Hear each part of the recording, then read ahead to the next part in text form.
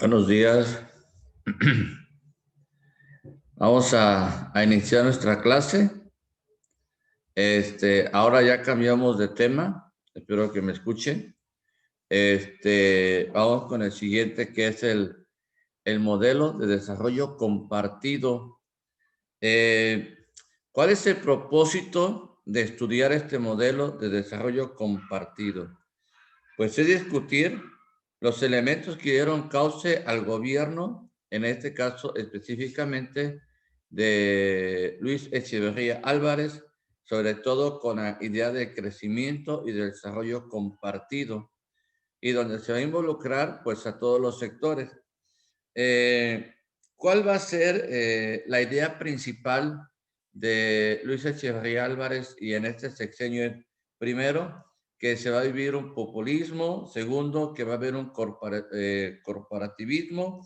Y después, lo que hasta nuestros días se sigue viviendo en México, que es el presidente, es el que tiene voz y voto y es el que organiza. Aunque se dice que sea del color que sea, se gobierna para todos los mexicanos, pues eso es una gran mentira. El color que está en el poder, ese apoya solamente a su gente y los demás seguimos siendo desprotegidos.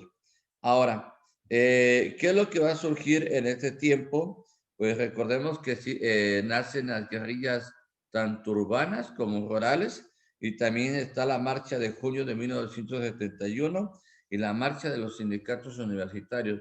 Recuerden que eso empieza ya con el problema del 68, donde ya los sindicatos, o en este caso los jóvenes, se empiezan a rebelar ante las políticas que estaban viviendo en México. Y no solamente en la Ciudad de México, cuando sale de México es en el país, en toda la nación.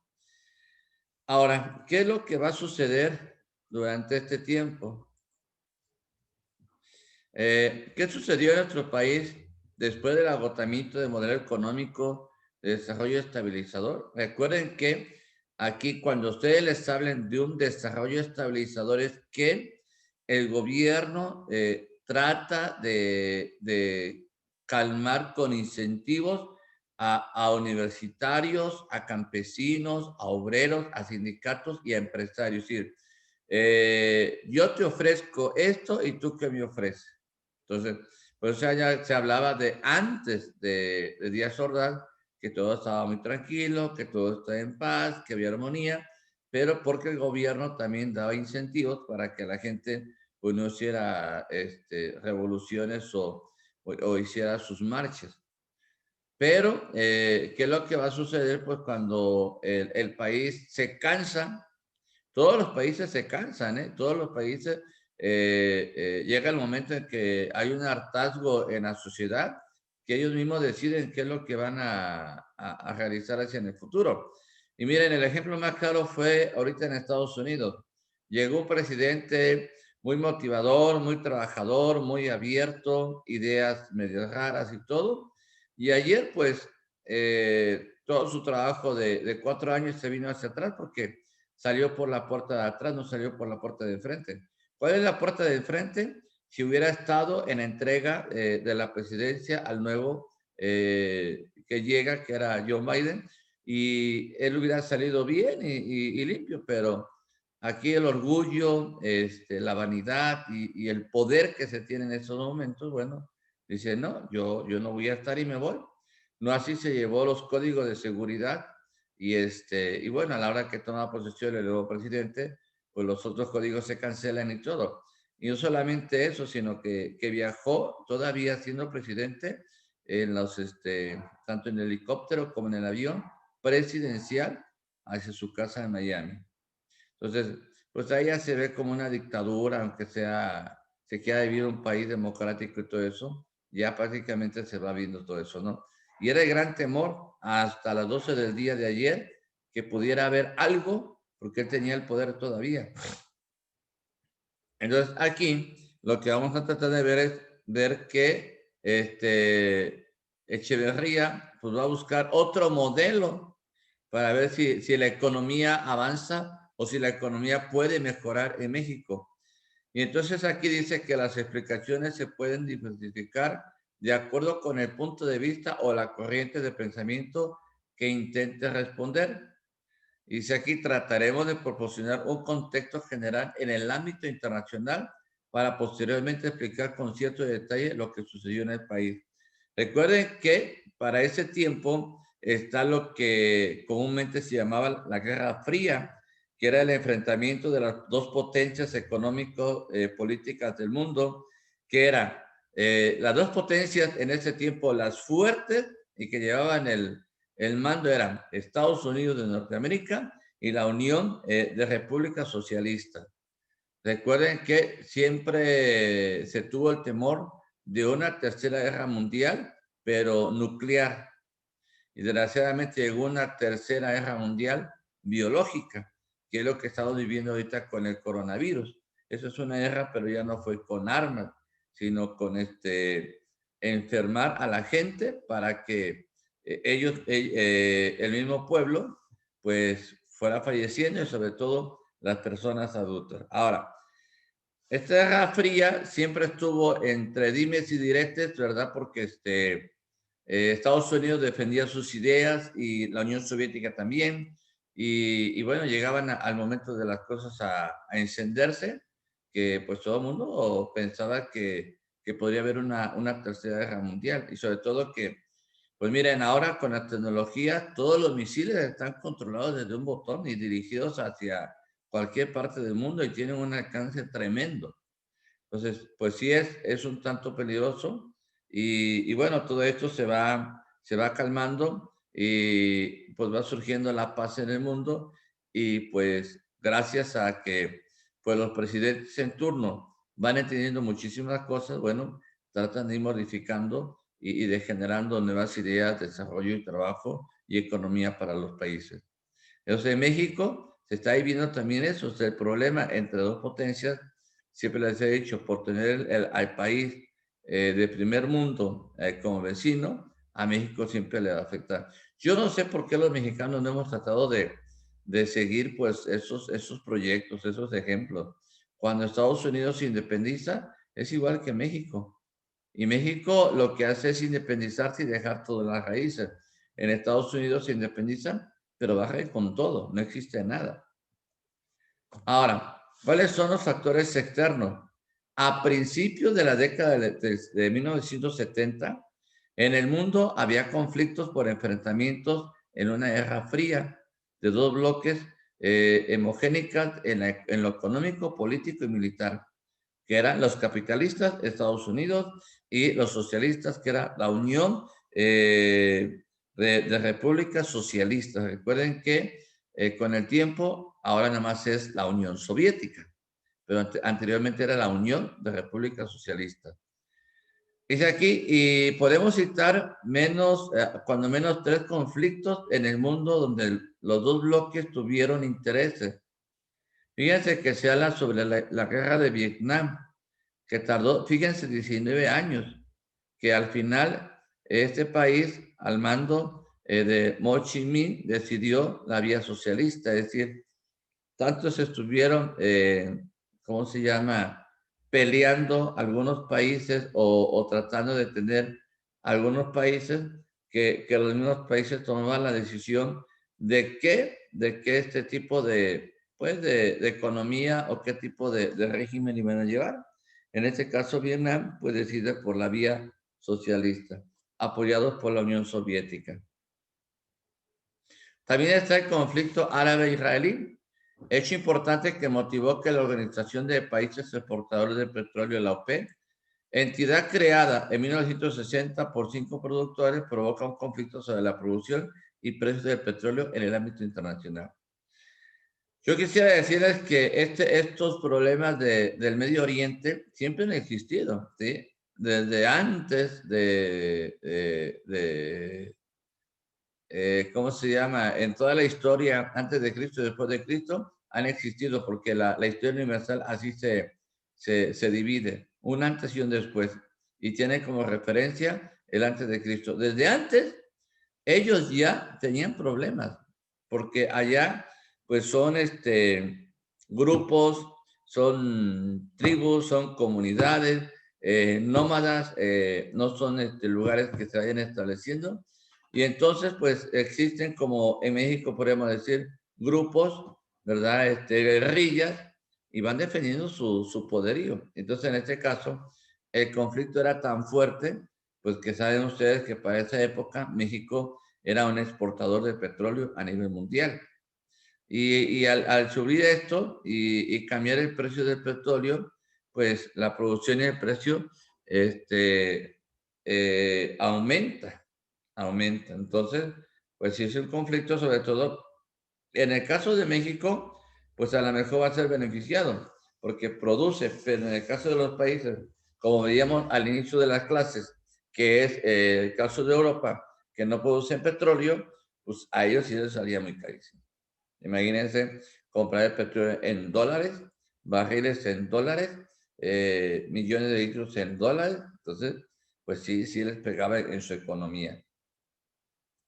Y también tenemos el caso de Salvador Allende, que fue elegido presidente de Chile en 1970 y desarrolló un gobierno de unidad popular con orientación socialista y que fue derrocado por un golpe de Estado que dio origen al régimen militar de Augusto Pinochet, el cual duraría casi 20 años. Es decir, este proyecto, ¿verdad? En lugar de beneficiar a los países, a veces los destruía. Entonces, Salvador Allende llega a Chile en el 70 y dura, ¿verdad? 20 años, perdón, da origen al de Pinochet, que va a durar 20 años. Entonces, el problema está ahí, ¿no? De cambiar de un régimen. El problema es de que Pinochet era general, era militar, y pues bueno, se va a volver una dictadura por muchísimos años. Sabemos que en todos los países de Latinoamérica y en otros países del mundo, cuando existen ciertos regímenes de dictador, siempre va a haber desaparecidos. Y lo vemos aquí en México. En 1968, cuando surge un movimiento estudiantil de todo el país y de algunas organizaciones, va a haber desaparecidos, que hasta el día de hoy, madres y familiares de estos jóvenes los buscan por mar y tierra y a ver dónde los encuentran. Pero a eso lleva todo esto, a destruir una nación y a destruir un pueblo. Entonces, esos son los factores externos que van a afectar pues a esta estabilidad económica en el país. Porque a veces pensamos, lo que pasa a nivel mundial no afecta. Sí, claro que afecta, ¿verdad? Y en este caso, nos vamos a dar cuenta que no solamente va a afectar a los países subdesarrollados, a los países pobres, sino también a los países de primer mundo. Por ejemplo, en el caso de Estados Unidos de América enfrentó severos problemas en su economía. Por eso olvidó los acuerdos de Bretton Woods, suspendió la libre convertibilidad del dólar y estableció un programa de estabilización financiera y aumentó el impuesto de importación a las mercancías. Es decir, eh, aquí miren, cuando una economía no va bien, ¿qué es lo que se va buscando? Fomentar la recaudación fiscal. Yo escuchaba ayer al secretario de Economía y de Hacienda decir que una vez que pase lo de la pandemia en México y que están pensando que pues la contaminación o el virus deje de transmitirse ya por septiembre y octubre, van a ver la manera de cómo se puede recaudar más ingresos a través del fisco. Lo mismo le pasó a Estados Unidos. Es decir, estaban en un problema financiero que tuvieron que imponer más impuestos y en este caso fueron la importación de economía. Todo está en función de gastos militares que el país tenía, porque como estaban en guerra, tenían problemas con otras naciones, pues el gasto para mantener a la milicia pues era demasiado grande. Ahora también dice que para este tiempo, países como Japón y Alemania no tenían problemas económicos, presentaban su desarrollo económico sustentable a pesar de su derrota de la Segunda Guerra Mundial. Recuerden que Alemania fue muy afectada con Hitler y recuerden que también Japón y todo lo que fue Asia fueron muy afectados en la Segunda Guerra Mundial. Y sin embargo, a pesar de haber quedado pues sin nada, estos países salieron adelante. Incluso, fíjense, ya ven que tenemos la Alemania que se dividió en la socialista y la capitalista. Alemania, por ejemplo, la capitalista, antes de que se quitara el muro de Berlín para hacer una sola Alemania, ellos apoyaban mucho a países extranjeros. Eh, yo recuerdo que México recibía beneficios de Alemania y sobre todo en asociaciones civiles no lucrativas. Una vez que se tumba o se quita el muro de Berlín, pues lo que va a suceder es que Alemania dijo, ¿saben qué? Pues ahora ya no va a haber ayuda para las organizaciones no gubernamentales en el mundo, sino ahora vamos a ayudar a nuestros hermanos, vamos a apoyar a los que están aquí juntos. Entonces, Alemania quitó todos sus apoyos y entonces, imagínense, después de que el país socialista en Alemania pues, vivió con ciertas restricciones y vivió muchísimos problemas sociales, económicos, de empleo, de marginación y todo, al ser apoyados por la Alemania capitalista, pues Alemania se vuelve mucho más fuerte. Y lo mismo pasa con Japón. Japón, ¿qué es lo que va a hacer? Japón, en lugar de ser como los mexicanos que en lugar de apoyarnos, unirnos, así como las hormigas que para hacer un hormiguero, las miles de hormigas que están ahí ayudan a cavar el hoyo, a llevar alimento, a protegerse, a cuidar su huevecillo y todo eso. En México, no. En México, cuando alguien va saliendo adelante o cuando alguien va haciendo algo, siempre se trata como que, pues, de criticarlo, de decir que las cosas no están bien. Y entonces, en este caso, Japón y Alemania, por eso van a tener un desarrollo económico sustentable, porque van a partir de cero. Ellos parten de nada, ¿sí? De nada. ¿Por qué? Porque tuvieron una derrota a nivel mundial. Es decir, recordemos con la bomba atómica y en el caso de Hitler, pues fue derrotado también. Pero pues ahí sí hubo un problema porque el país, o sea, sus habitantes, unos eligieron ser de tipo socialista y los otros tipo capitalista. Entonces, a las grandes potencias en este tiempo de modelo de desarrollo compartido, pues también les afectó. Y pues tuvieron que buscar ayuda y tuvieron que buscar el apoyo en otras naciones, pues para salir adelante. Los factores internos, ya en la cuestión de México, dice 4 cuestiones que dejó como aprendizaje la implementación y la aplicación del modelo económico del desarrollo estabilizador en los años anteriores a 1970 fueron los siguientes. Las fórmulas crecimiento, disciplina fiscal y monetaria estabilidad política no surtieron el efecto que esperaba el desarrollo del capitalismo monopolista del Estado. Es decir, crecimiento más impuestos y lo monetario que no tenía estabilidad fiscal. Recuerden que después de muchísimos años, el dólar o el peso se devalúa y bueno, dice que se devalúa más del 100%.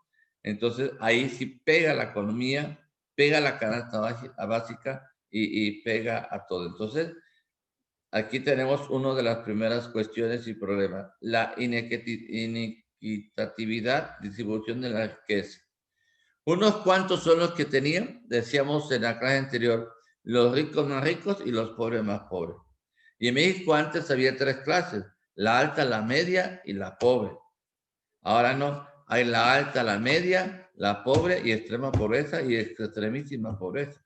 O sea, ya no podemos decir que hay tres tipos de sociedades, sino ya en la actualidad hay muchísimas. Otra, la estructura de poder no miró hacia el camino y por tanto se estancó en sus políticas. Es decir, siempre se defendía lo que ellos decían, nunca vieron más allá. O sea, nunca tuvieron esa visualización como lo hizo Japón, como lo hizo Alemania, como lo hizo Estados Unidos, como lo hicieron la Unión Soviética. Es decir, desgraciadamente en México nunca se ve hacia mejorar o hacia crecer. O sea, tanto nos venden a veces unas ideas y ahí nos quedamos, ¿no? y yo escucho ahora, ¿no? Cuando se dice, es que nosotros somos una nación independiente, es que nadie nos va a venir a imponer leyes, es que nadie se va a entrometer en las decisiones del país. Pues sí, pero desgraciadamente nuestros gobernantes se olvidan que hay políticas que se firmaron hace muchísimos años y en los cuales México pues, está comprometido a darles cumplimiento. No es de que quiera o no de que ella vaya, sino más bien, si hace un compromiso, pues lo tiene que respetar.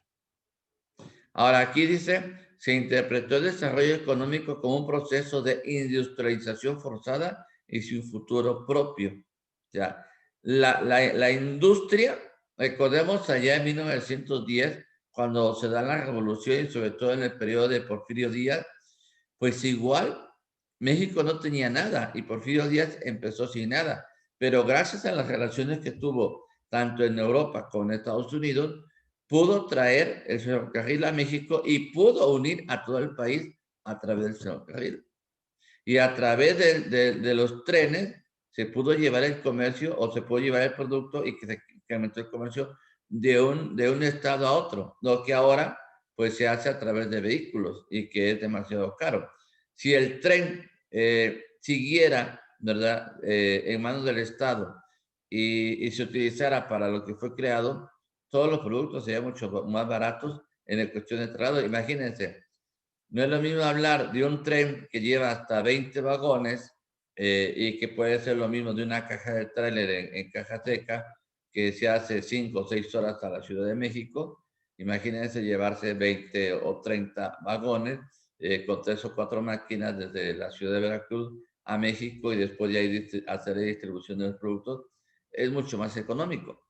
Claro, eh, ahora ya se ve que todo que es mucho más fácil, los vehículos son más avanzados, son hidráulicos, inclusive hay trailers que ya traen piloto automático, tú ya nomás los vas dirigiendo y a alta velocidad se le pone el piloto, bueno, muchísimas cosas que ahora van surgiendo.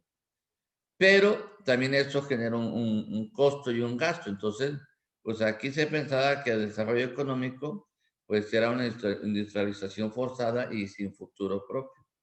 Así se pensaba, pero la industria siempre ha llevado a que un país crezca, a que un país mejore.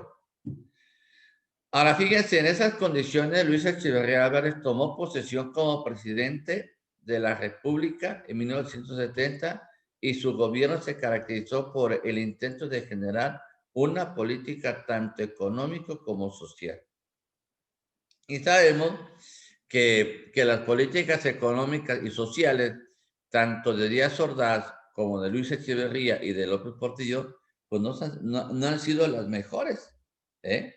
No han sido las mejores. O sea, las mejores fueron hasta antes de Díaz Ordaz o antes de los presidentes que había, y ya después, del 70 para acá, empieza el desastre económico en México.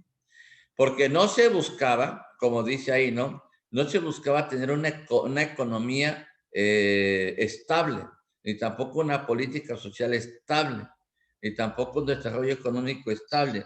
Aquí a lo que se buscaba era mantener el partido en turno y que el partido en turno nunca perdiera las elecciones. Es decir, ya eran más cuestiones políticas. Y decía, aquí recuerden que los políticos siempre van a prometer y nunca van a cumplir. Eso es política. Aquí en México, en otros países es muy diferente. Por ejemplo, ayer el presidente Biden de los Estados Unidos dijo que iba a firmar 17 acuerdos, ¿verdad? Y entre ellos estaba que millones de mexicanos iban a obtener ya la nacionalidad norteamericana, que iba a parar la construcción del muro. O sea, eso es política, tía. Yo lo dije y ahora lo cumplo y lo estoy firmando. En México no. En México no, o sea, aquí era una fiesta popular, así como el rey, el que llegaba al poder y la bulla, el escándalo, pero nunca a partir de esos años se ha mejorado la economía en el país. Y se lo digo porque pues a uno le han tocado vivir pues estos golpes, ¿verdad? De la vida en México y uno lo entiende. Entonces, la crisis del 70, la crisis del 80, la crisis del 85, la crisis del 90 y tanto, la crisis ahora. Entonces, uno dice, bueno, ¿cuándo vas a salir adelante? Cuando tengas un gobernante que entienda de que la economía es importante para un país y que vaya con el objetivo de servir. Sí, esa es la clave. Si el que está en el turno no va para servir, pues puedo tener muchos problemas. Ahora, en el periodo del 70 al 76 se aplicó una política económica llamada desarrollo compartido, porque con la que pretendía corregir los efectos del desarrollo estabilizador y proponía que participaran tanto los sectores activos como el Estado, el empresario, extranjeros y trabajadores. Y fíjense, es lo que ahora con el sexenio de Peña Nieto se trató de realizar. Pero, ¿qué sucedió? Que para el sexenio de Peña Nieto, o sea, todo lo que ya se haya implementado, que se quería desde Echeverría, López Portillo y así viene, se va a cumplir después de 4 o 5 sexenios. O sea, vamos a compartir y vamos a que nuestros recursos sean compartidos con otros, pero que el Estado sea el dueño de los recursos que tenemos. Entonces, era lo que se buscaba entre 1970 y 76, que el Estado y empresarios o extranjeros y trabajadores tuvieran participación aquí. Y, por ejemplo, ¿qué era lo que buscaba Luis Echeverría? Realiza fuertes críticas de modelo de desarrollo estabilizador y se originó por las grandes desigualdades económicas que se manifestaron a nivel regional. Es decir, él no estaba de acuerdo con el desarrollo que se estaba llevando. Vamos a compartir. Es cuando se habla que el país empieza, bueno, más bien que los presidentes empiezan a vender los productos o lo que México tiene a otras naciones. Es cuando llegan, empiezan a llegar las empresas transnacionales, se empiezan a instalar en México y cuando empiezan a llegar a producir, pero pues en sí, como mexicanos, nunca hemos visto los beneficios. Y hasta la fecha, hasta hoy, en este día que estamos en el 21 del 2021 de enero, pues así, analizando económicamente el país, beneficios no hay. Inclusive, estamos, creo que tenemos más crisis que años anteriores. Y tampoco es la pandemia, porque fíjense que China y Japón vivieron la pandemia más fuerte y ahorita pues tienen una economía muy sólida. Estados Unidos también está viviendo la pandemia y tiene su economía muy sólida. ¿Por qué? Porque tienen grandes personas que ayudan al país. ¿Se dieron ustedes cuenta que ahora que presentaron el gabinete de Joe Biden, hay gente especializada en lo que van a estar en su secretaría? Aquí en México no. O sea, imagínense, tenemos un secretario de Economía que es a la mejor ingeniero agrónomo y tenemos un veterinario que está en la Secretaría de Salud y tenemos, así es aquí en México. Como te prometí el puesto, pues ahora te cumplo. Ahora, y para ser diplomático, pues también se estudia.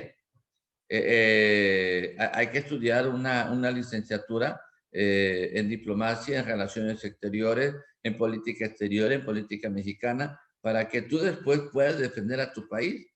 Ahorita lo que se hace que pues solamente se habla, se dice, se menciona y miren, cuando ustedes se encuentran con una persona habla en público, se nota la inseguridad. Eh, y no solamente la inseguridad, sino el mensaje que se quiere transmitir. Entonces, Luis Echeverría lo que trata de hacer dice, bueno, vamos a corregir los efectos del desarrollo estabilizador y vamos a buscar una participación que sea mixta y que podamos compartir los productos que tenemos. Dice que la política económica que se siguió durante este sexenio se caracterizó por lo siguiente: el reforzamiento de la dependencia del capital extranjero. Imagínense, todavía se busca que el país se endeude, se endeude. Después se apostó a seguir con el modelo de desarrollo estabilizador alentado el ahorro interno y la inversión productiva con la estabilidad cambiaria y los precios con medidas fiscales y monetarias restrictivas. Fíjese, todavía se está apostando y dice Luis Echeverría, pues no, hay que buscar el desarrollo compartido, pero todavía vamos a estar trabajando. Es decir, quiere decir que ni se conocía el anterior sistema económico y querer implementar un sistema económico nuevo. ¿Y esto qué va a hacer? La caída de la economía del 8.4 al 6.1%. Ahora, ¿cómo estamos en la economía? Pues en una caída menos 6, menos 4, menos quién sabe cuánto. Y supuestamente cuando el sexenio de Peña Nieto era de 3%, ahora están a menos cero. Entonces, por eso digo que aunque se habla de una mejoría y estabilidad económica en el país, no la hay y no la existe. La deuda pública exterior pasó de 5.731.8 millones de dólares en 1973 a 15.923.4 millones de dólares en 1976, casi al triple. O sea, la deuda fue mayor. La deuda fue mayor. Y la deuda sigue creciendo, ¿eh? Aunque no nos lo dicen ahora, porque hay cosas que ya han sido guardadas de reserva para 5 años y no darlas a conocer hasta después de mucho tiempo. El país se sigue endeudando, sigue recibiendo ayuda del Banco Interamericano de Desarrollo, del Banco Mundial. Y por eso México va saliendo adelante. Pero ya no conviene decir por qué, porque ya ahora en México hay gente más preparada, hay economistas, hay gente en finanzas, hay gente que se ha preparado y sabe por dónde va esto, ¿no? Sabe por dónde se trabaja. Después dice también el enfrentamiento de cámaras patronales, la Concanaco, la Canacintra, la Concamín, contra el gobierno, lo que permitió crear en mayo de 1975 el Consejo Coordinador Empresarial, que es ahora el que se reúne con el presidente de la República. Y ellos eran los que tomaban la decisión en cuanto a los salarios. Recuerden que el salario antiguamente nada más subía 2 pesos, 3 pesos, el aumento era muy mínimo, ¿verdad? Mínimo era el salario en México. Entonces aquí, pues empezaron los problemas, ¿verdad? La Concanaco defendía sus ideales, la Canacintra también y la Concamín también. Entonces, entre los tres, pues van a crear mejor un consejo que sea de enlace con el gobierno federal. Y ustedes saben que ahora que hubo un aumento salarial, el presidente del Consejo de Coordinador Empresarial estaba muy molesto porque creo que habían hablado con la Secretaría del Trabajo y no habían llegado a esos acuerdos de hacer un aumento. Entonces, la Secretaría del Trabajo salió en defensa de. Entonces, dicen aquí, ¿cuál era el propósito del Consejo? Promover puntos de vista sobre la política económica del Estado. Mayor intervención de vista sobre la política de la economía del país. Influir en las elecciones presidenciales de 1973. Imagínense, ya los empresarios eran promover una economía de Estado, la política económica del país y también participar en las elecciones de 1976. Entonces, le decía yo, el gobierno en turno tenía amarrado a todos, por eso le decía yo te doy, pero tú qué me ofreces. O sea, ya estaba el compromiso ahí, ¿verdad? Ya estaban relacionados ahí. Entonces, ¿qué es lo que pasa? Que en este caso el Consejo Coordinador Empresarial le va a poner condiciones, por eso se habla de un enfrentamiento. Y al enfrentarse, pues iban a causar problemas, iban a causar dificultades. Entonces, ahí es donde ustedes como jóvenes deben de entender que lo que ahora se nos vende y ahora se nos dicen, pues ya viene de atrás. O sea, es algo que ya tiene un pasado y ese pasado pues no se ha podido mejorar.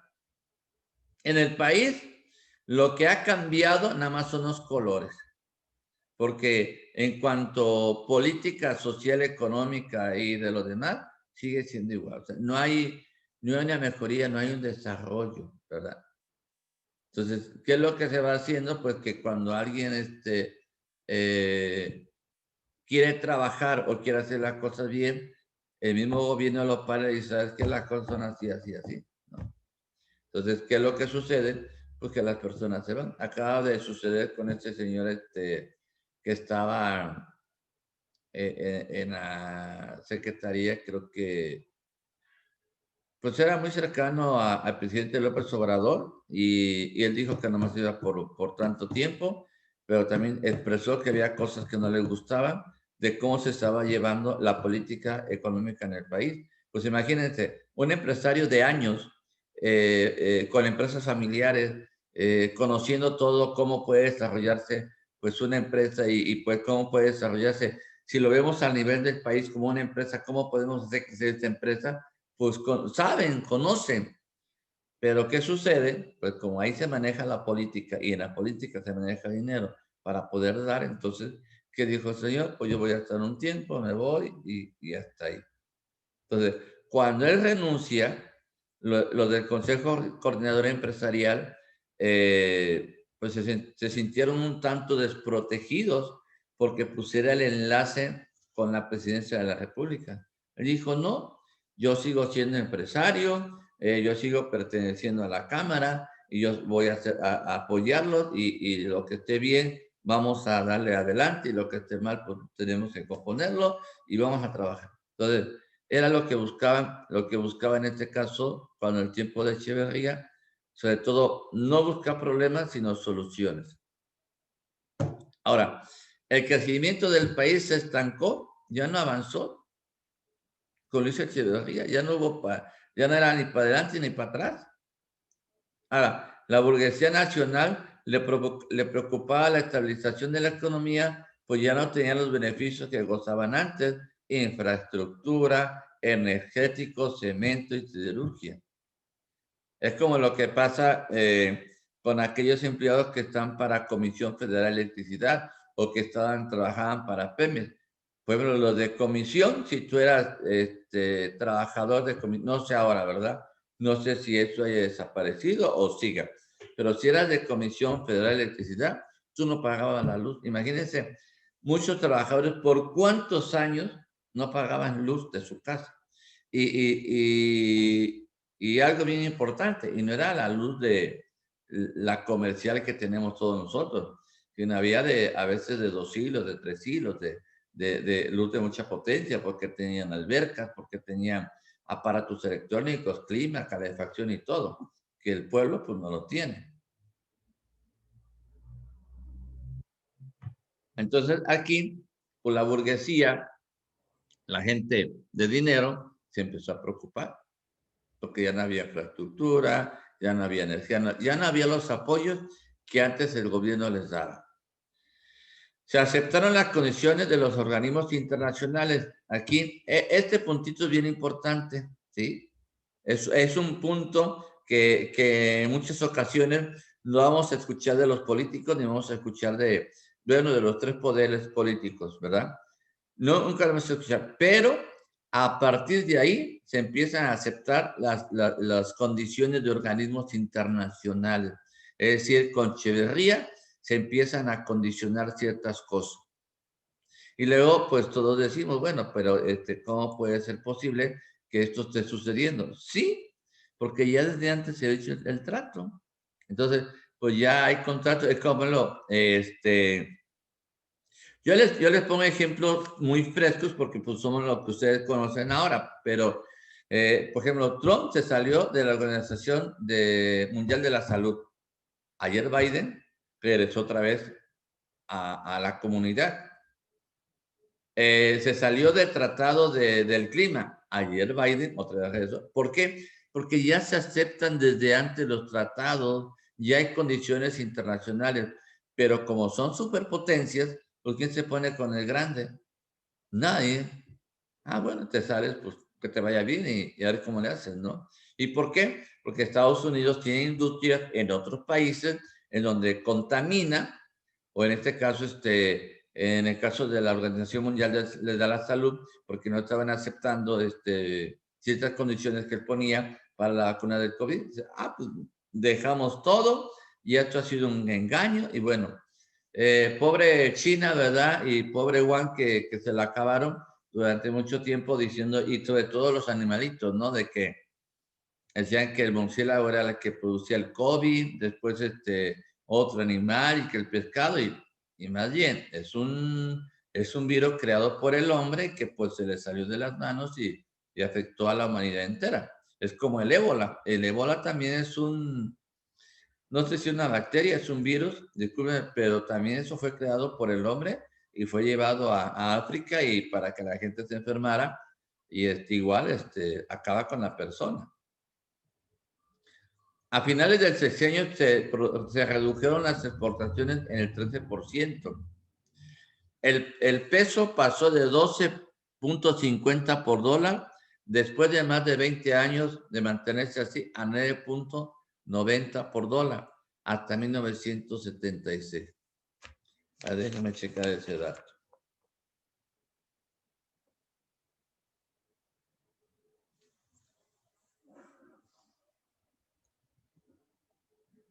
Es 19.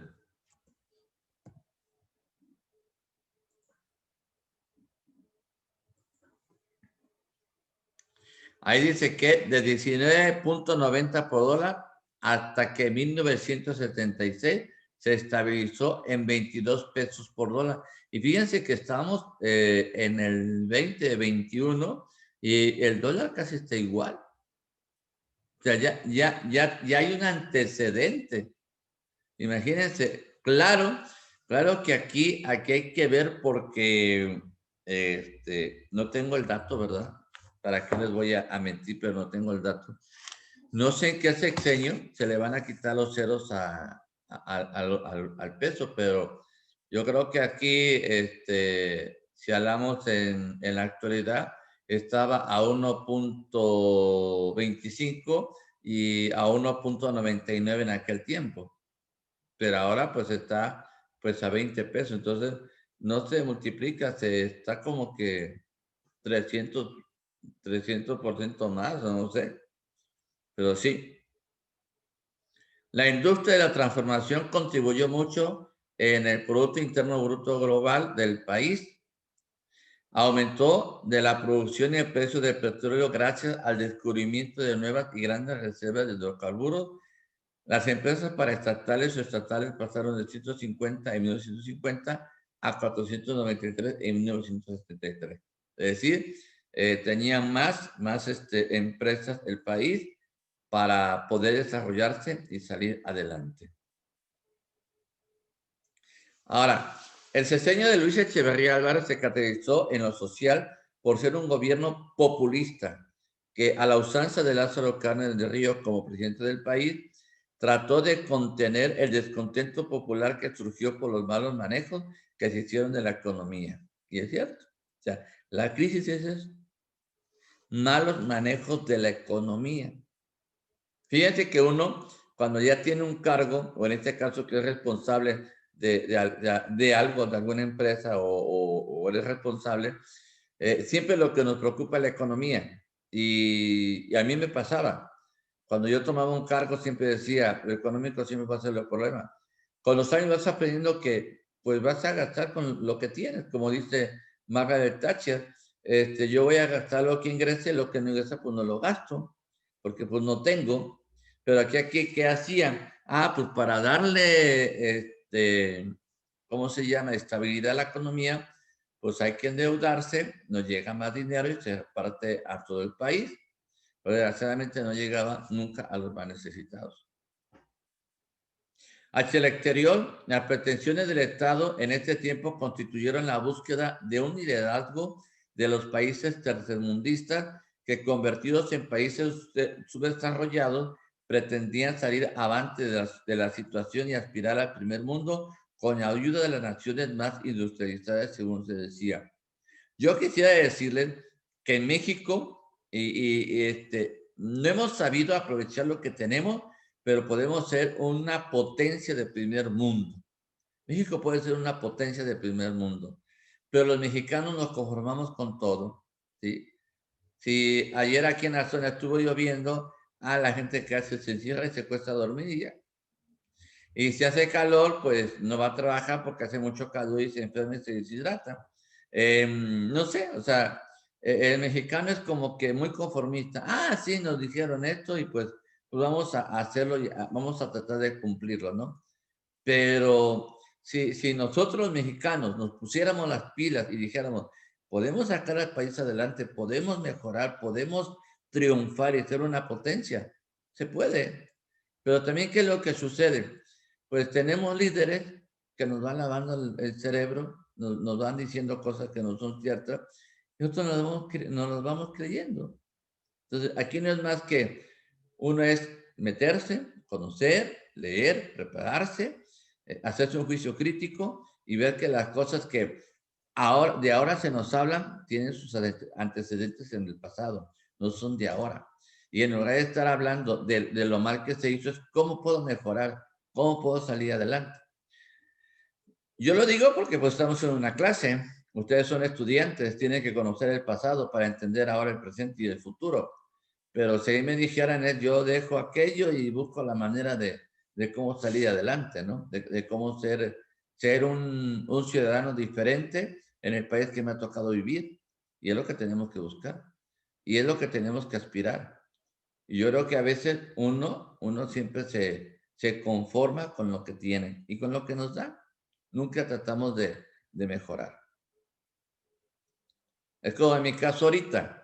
Eh, eh, si yo no quisiera salir adelante y si yo no quisiera ser un ciudadano cada día mejor, pues yo no me había preparado, yo no habría estudiado, yo no habría obtenido más conocimientos, ni hubiera buscado la manera de entender más cosas y de ponerme a leer mucho, de lo que ya leía mucho más, ¿no?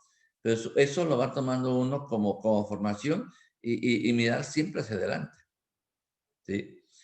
Aquí este liderazgo se concretó en lo que se conoce en la Carta de Derechos y Deberes Económicos de los Estados, que fue aprobada por la ONU el 12 de diciembre del 74, en el cual es un documento que consta de 4 capítulos con 34 artículos, lo que dictaba en él básicamente era. Imagínense, ¿por qué se dice que que las organizaciones no pueden entrar al país cuando ya se hacen tratados? O sea, ahí están las aberraciones más grandes de nuestros dirigentes, de nuestros gobernantes, de los que están en el poder. O sea, pero si ya hay un tratado y fue aprobado por la ONU y es de 1974, y aquí qué dice, los principios en que debe basarse las relaciones internacionales entre los países del mundo, el respeto de derechos que tienen los pueblos del mundo para adoptar la estructura económica que les convenga, la soberanía de cada país para disposiciones de los recursos naturales, prohibir los monopolios, intervenir en políticas internas de los países, la no discriminación a exportaciones de los países desarrollados, cooperación internacional en materia de ciencia y tecnología. Todos los estados deben coexistir en la tolerancia y convivir en paz independientemente de la diferencia de sus sistemas políticos, económicos, sociales y culturales, y de facilitar el comercio entre los países. Todos los estados deben cooperar para normar internacionalmente la esfera del ambiente, renunciar a los medios de presión que algunos países aplican sobre otros, menguando su soberanía. Ahí está claro. O sea, si yo soy un estado y soy un país que tiene un nombre que se llama México y estoy participando de un tratado que lo está aceptando la ONU, porque la ONU lo va a aprobar, la Organización de las Naciones Unidas, el 12 de diciembre de 1974, pues yo, Estado mexicano, me tengo que ajustar a lo que ya fue aprobado y yo estoy participando. Ahí te das cuenta de la ignorancia o del analfabetismo intelectual de muchos políticos que no se van al pasado y dicen, nosotros no podemos cumplir eso, no podemos estar permitiendo esto. No, aquí lo estoy diciendo. lo que se respeta hacia afuera y lo que se respeta hacia adentro. ¿Cómo se tiene que llevar el caso y cómo lo tenemos que vivir? Entonces, ahí está la importancia de la política en México. Este activismo, dice, del presidente de la República hacia los países no desarrollados o desarrollados tenía una doble intención.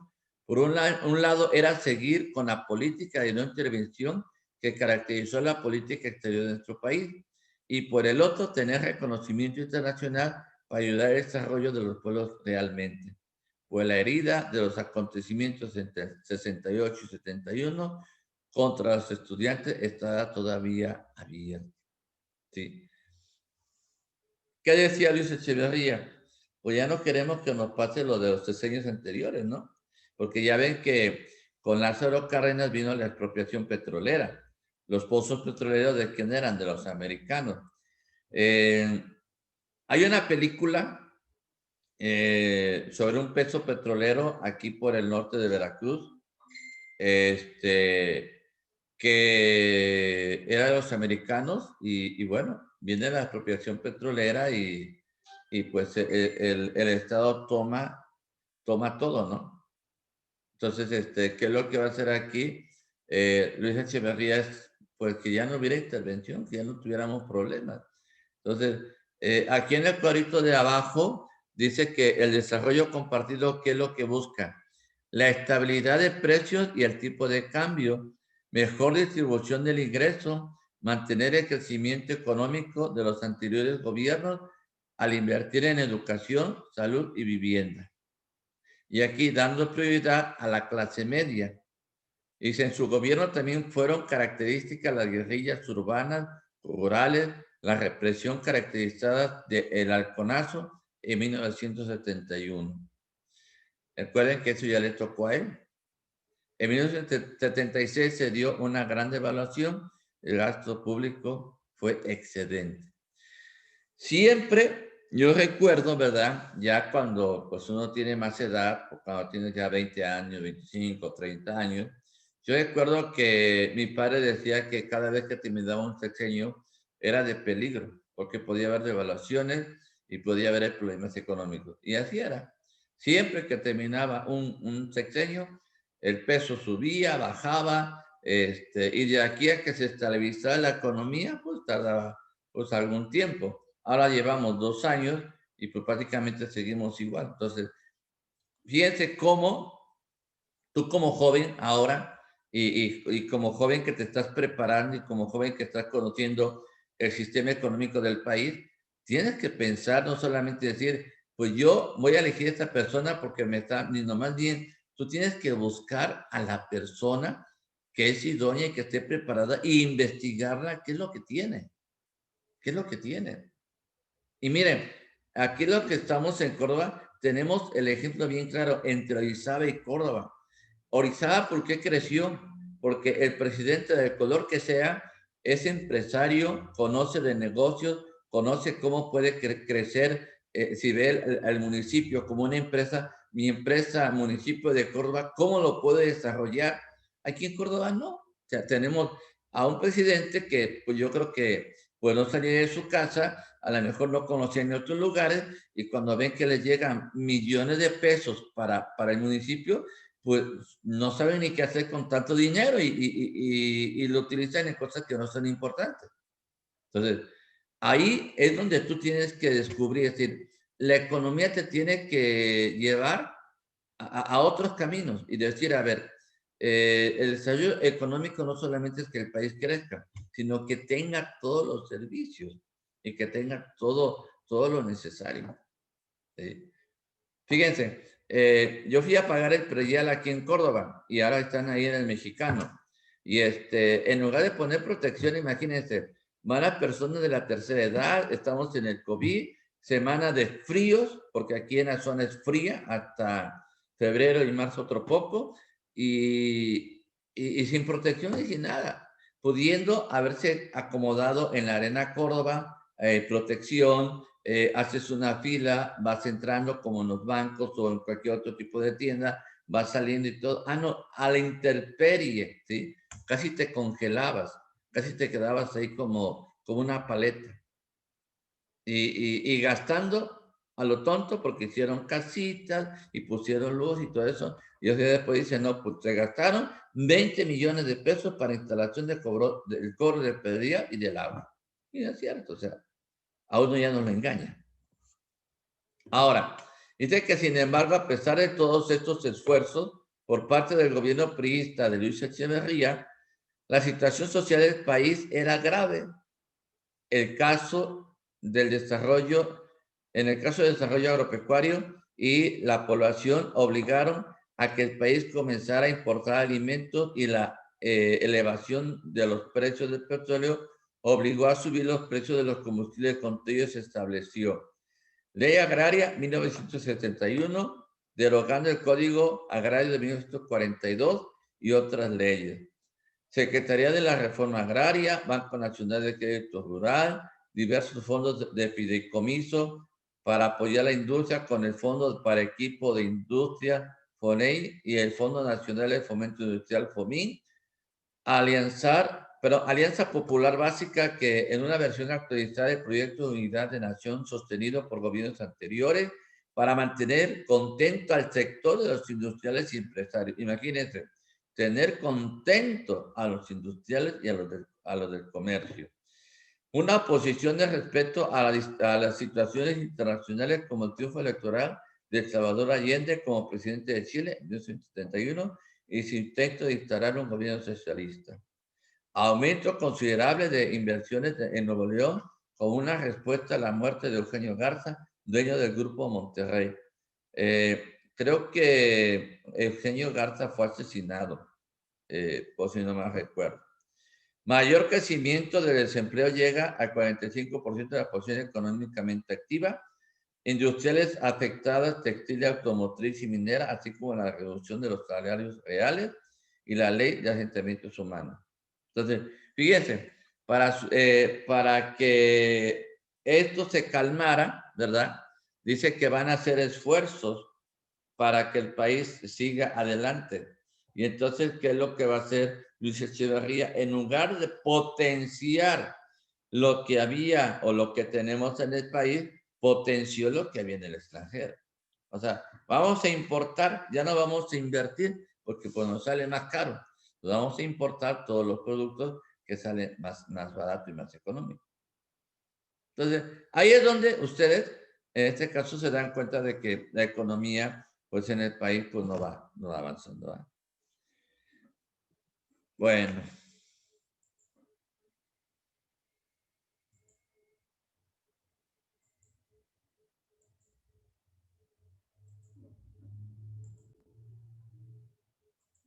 Luis Echeverría comenzó su gobierno con un programa de gasto público en beneficio a la población, haciendo cambios en la estructura del país para hacer frente a los profundos problemas sociales que enfrentaba en su gobierno.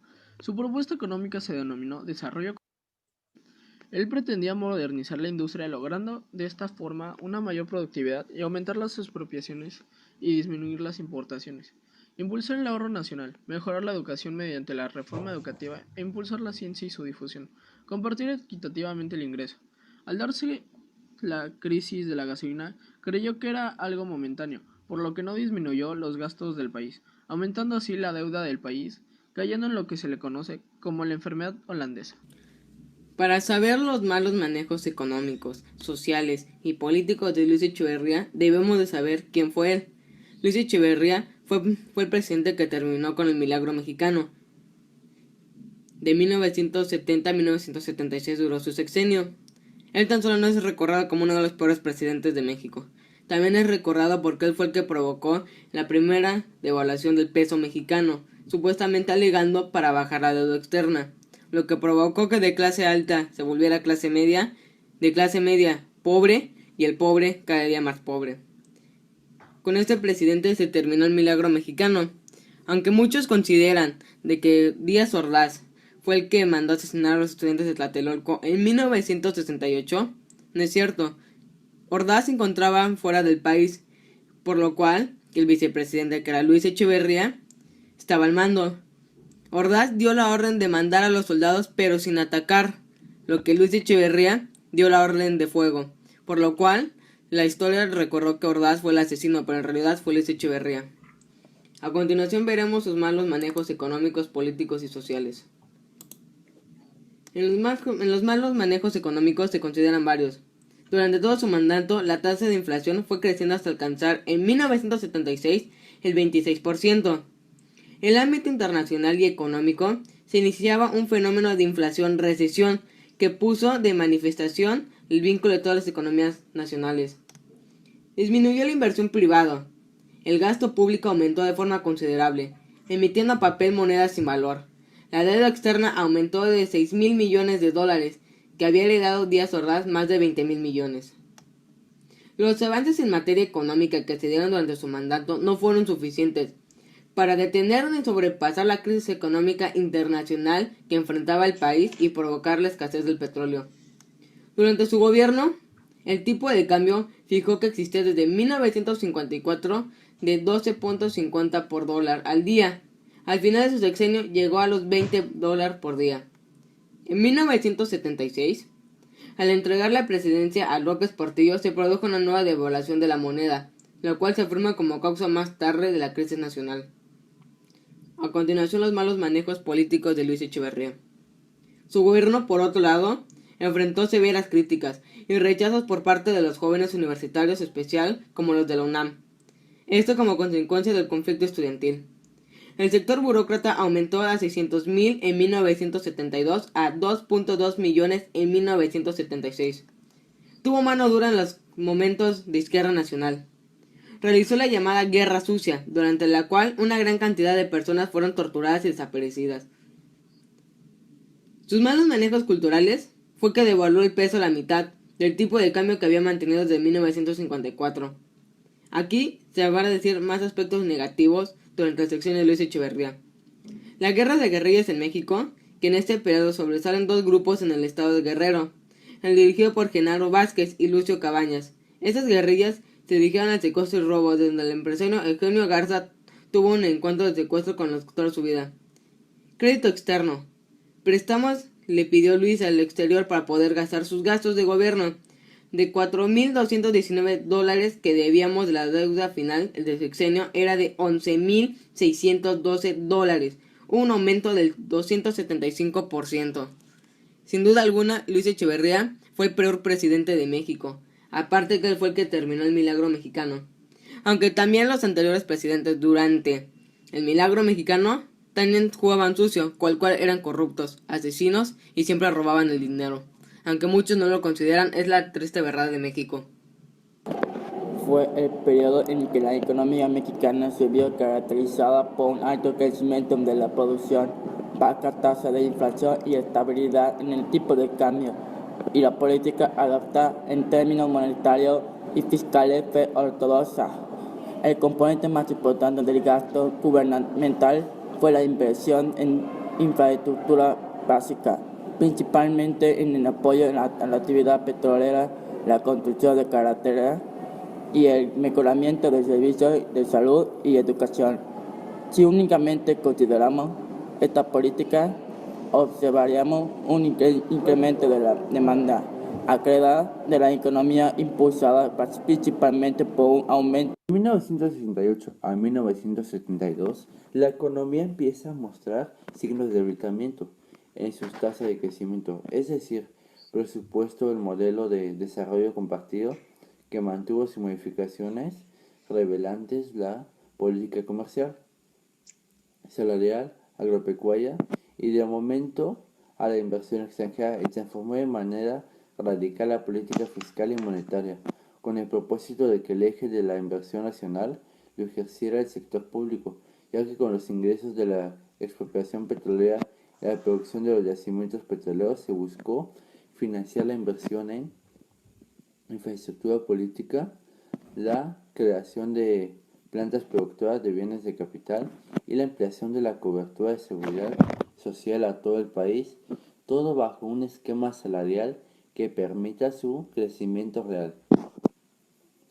El desarrollo compartido pretendía distribuir la riqueza generada por el progreso equitativamente entre todos los miembros de la sociedad. Se instrumentaron programas de movimientos estímulos fiscales, subsidios, evasión de impuestos, depresión, aceleración de los activos fijos, entre otros, para promover la participación de la iniciativa privada en la industria nacional. El gasto público fue el motor del crecimiento económico en dicho periodo. No obstante, los mayores ingresos públicos provenientes del petróleo y de la recaudación generada por el país fueron insuficientes para financiar su expansión. En razón de ello, se empleó una política monetaria expansiva y se contrataron importantes montos de deuda pública externa como forma de financiar los crecientes y elevados niveles de déficit fiscal, alcanzando a lo largo incremento al gasto público, financiando una gran medida con una deuda externa. Se invirtió considerablemente en proyectos de infraestructura. Esto aumentó el control del Estado sobre las economías del país numerosamente. Echeverría, el grupo empresarial, provocaron que se retiraran capitales de México y ese usó esto como acto de presión contra el gobierno. En septiembre de 1976, por la decisión de Estados Unidos, se abandonó el tipo de cambio fijo y se decretó la flotación del peso, oferta y demanda. Esto en realidad resultó ser una devaluación, la primera en 22 años. La administración que se hizo cargo del gobierno a fines de 1970 se fijó objetivos económicos muy ambiciosos: sostener el elevado crecimiento de las décadas anteriores, mantener una tasa de inflación relativamente baja, mejorar la distribución del ingreso e impedir agravadamente de la sustitución de la balanza de pagos. Los importantes montos de gasto público canalizados hacia la infraestructura económica y social del país hicieron posible que la tasa promedio de crecimiento del PIB se situara en 6.3% anual. En 1982 se devaluó abruptamente el peso respecto del dólar, 121.6%, y por consecuencia la tasa de crecimiento del PIB en ese año fue negativa, 0.5%. El crecimiento del sector industrial continuó siendo superior al del sector agropecuario, pero menor al de los servicios. En particular fueron las manufacturas las que mantuvieron su crecimiento a tasas más elevadas que el resto de componentes del sector industrial. La política fiscal desempeñaba un papel fundamental en la estrategia para alcanzar estos objetivos. El gasto público sería el motor que impulsaría el nivel de actividad económica. Se esperaba que la orientación del gasto corriente hacia los componentes de mayor recuperación social tendría efectos positivos sobre la distribución de ingresos.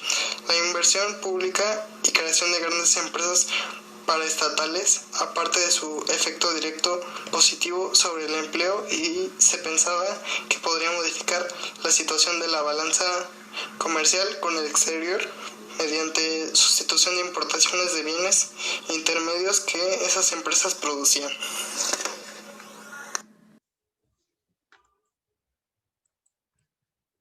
Si trabajas en equipo, tienes que usar.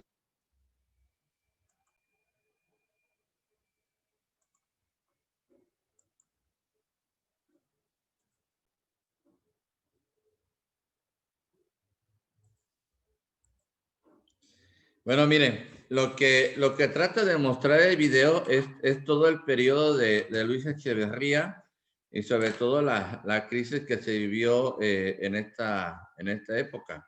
Y sobre todo tener en cuenta que se quiso implementar un modelo de desarrollo compartido que tampoco tuvo éxito.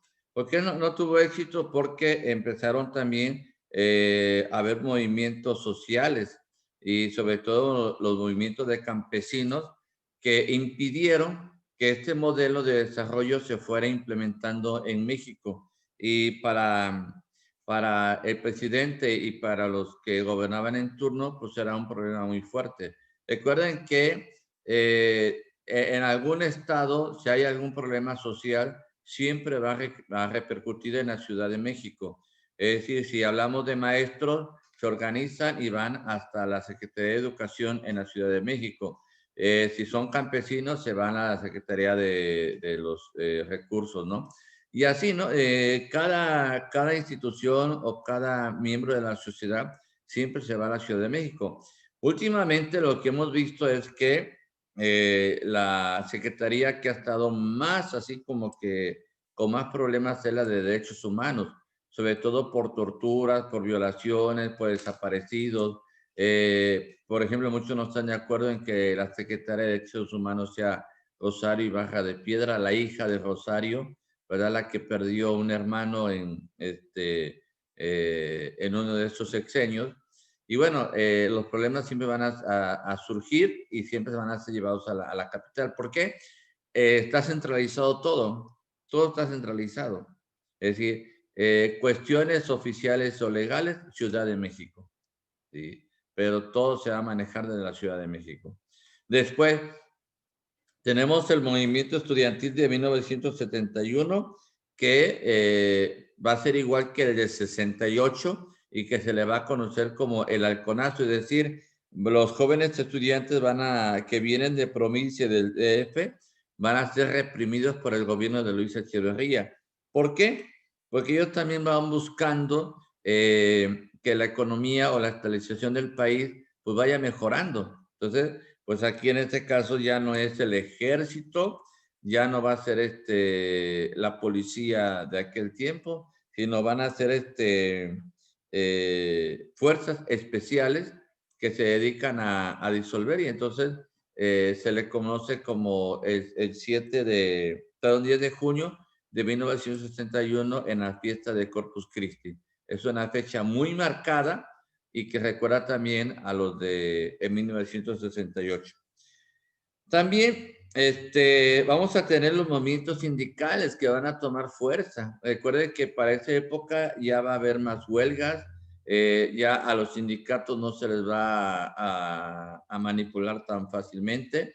Los líderes sindicales ya no van a ser como que el que tiene el poder, el que manda.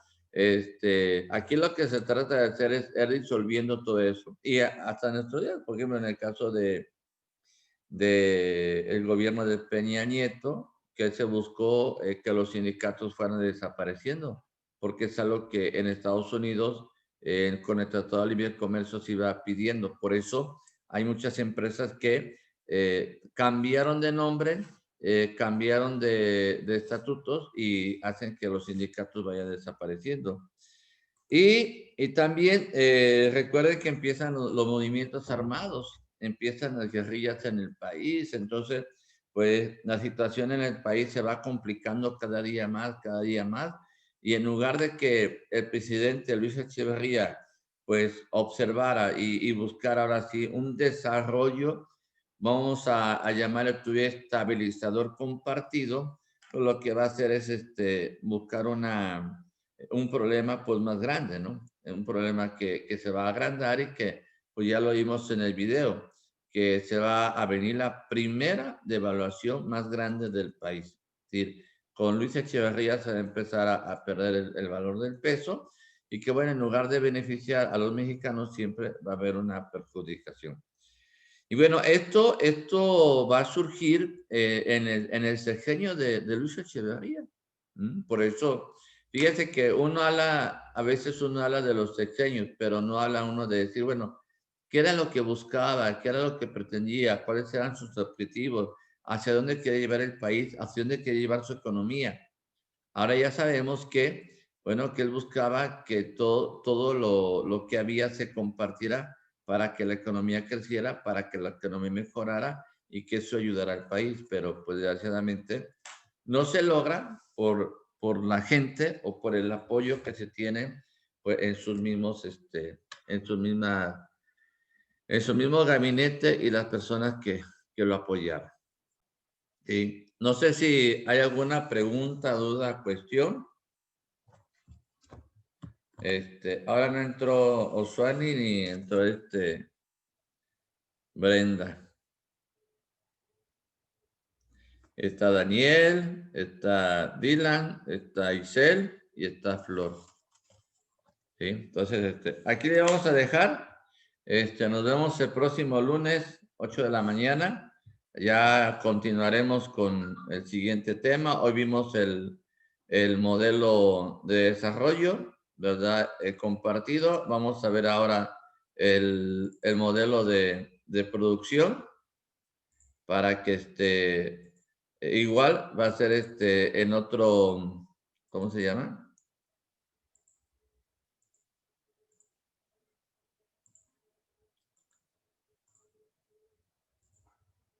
El tema que seguiría es Ya creo que lo tienen ahí en su plataforma para que el modelo de alianza de producción y pues va a ser del 76 al 82 y ahí va a ser otro presidente al que vamos a analizar que es a López Portillo.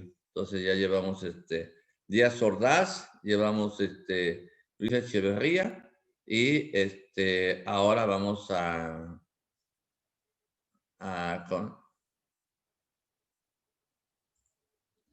ahora vamos a ver el sexenio de Luis Echeverría, que va a estar mucho más complicado, pues todavía, ¿no?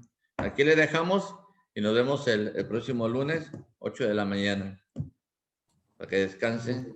Hasta luego. Hasta el lunes, profe. Váyanse a desayunar.